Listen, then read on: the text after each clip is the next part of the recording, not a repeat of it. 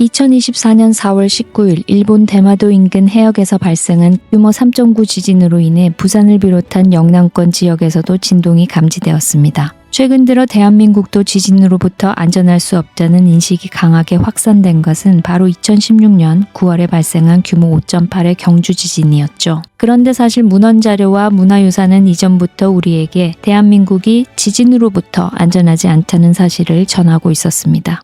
대한민국은 1905년 인천에 지진계가 처음 설치되었는데요. 지진계 설치 이전의 지진 기록을 역사 지진 자료라고 합니다. 연구자 및 기관에 따라 다소 다르긴 하지만 삼국시대부터 대한제국까지 약 2000여 년간 발생한 지진의 빈도수는 약 1700에서 2100여 건 정도라고 합니다. 그중 가옥이나 성 등의 건물이 무너지고 땅이 갈라지며 암벽이 떨어져 나가 무너지고 물색깔이 변하고 범람 혹은 끓어오르거나 쓰나미 현상 등이 발생하는 강진도 약 33건에서 35건 정도 파악되고 있습니다.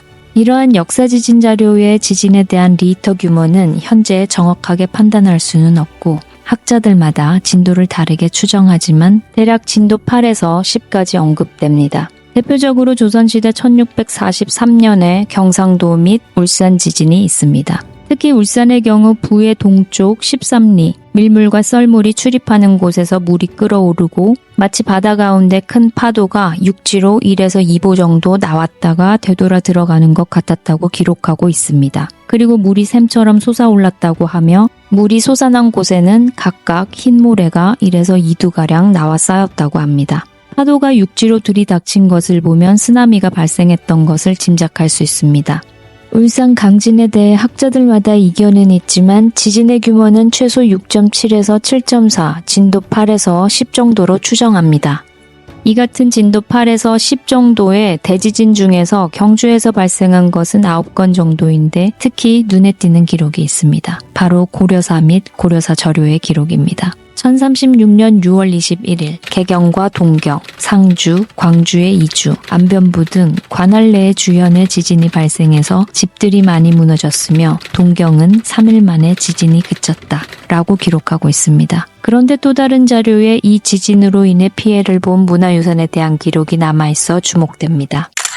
1966년 10월 석가탑의 해체 수리 작업이 진행되었습니다. 9월 초 석탑이 6도가량 기울어진 것을 발견하게 되었는데 8월에 있었던 지진의 영향으로 생각했었습니다. 그러나 조사 결과 도굴꾼들이 두 차례에 걸쳐 석가탑의 사리장엄구를 훔치려다 기울어진 것임을 알게 되었죠. 당시 문화재관리국은 석탑과 사리장엄구의 안전 여부를 살펴보기 위해서 석탑을 해체 수리하였습니다. 그 결과 석탑 2층 탑신석 사리공에서 사리장엄구와 다양한 공양품들, 세계에서 가장 오래된 목판 인쇄물인 무구정광 대다라니경, 그리고 오늘의 주인공 묵서가 적힌 종이뭉치편, 즉 묵서지편 등이 발견되었습니다. 묵서지편 중에는 탑에 대한 4개의 문서가 포함되어 있었는데 2개의 문서는 고려 현종 15년인 1024년, 2개의 문서는 고려 정종 4년인 1038년에 문서임이 확인되었습니다. 이들 문서는 석가탑에서 발견되었기에 4개의 문서 모두 석가탑의 중수문서라는 의견도 있지만 1024년 문서는 다보탑, 1038년의 문서는 석가탑의 것으로 보는 견해도 있습니다. 이와 관련한 보다 상세한 내용은 다보탑, 논란이 되는 이유라는 제목의 이전 영상을 참조해 주시길 바랍니다.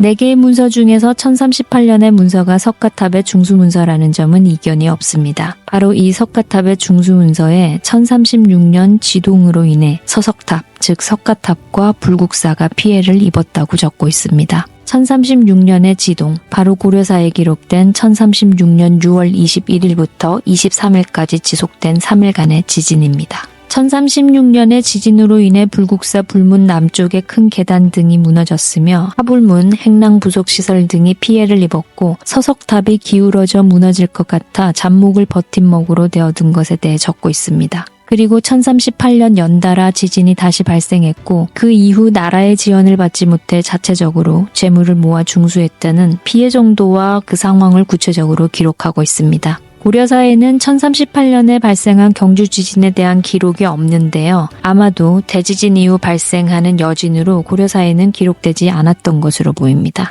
한편 삼국사기에 기록된 통일신라 시대의 강진도 주목됩니다. 이 대지진으로 인해 피해를 입은 문화유산에 대한 기록은 현재 남아있는 곳이 없습니다. 그러나 추정되는 문화유산은 있습니다. 바로 대한민국 문화유산의 아이콘 석굴암입니다. 석굴암은 본尊불상을 모신 주실과 주실 앞쪽의 전실로 이루어진 구조인데 주실의 입구 양쪽에 두 구의 금강역사상이 배치되어 있습니다. 보통 동양에서는 사찰의 입구, 석굴의 입구, 탑의 감실이나 문비 등의 좌우에 쌍으로 배치되는 것이 일반적인 형식입니다. 그런데 일제강점기에 석굴암을 해체보수하는 과정에서 또 다른 금강역사상의 조각편들이 수습되었습니다. 당시 발견된 편들은 조선고적도보에 실려 있으며 금강역사상의 얼굴과 두 점의 팔과 손입니다. 이외에도 금강역사상의 가슴편이 발견되었다고는 하나 현재 실물이나 사진 등의 자료가 남아있는 것이 없습니다. 그런데 조선고적도보에 실린 금강역사상의 팔과 손을 자세히 보면 왼팔 한 점, 그리고 왼손 한 점입니다.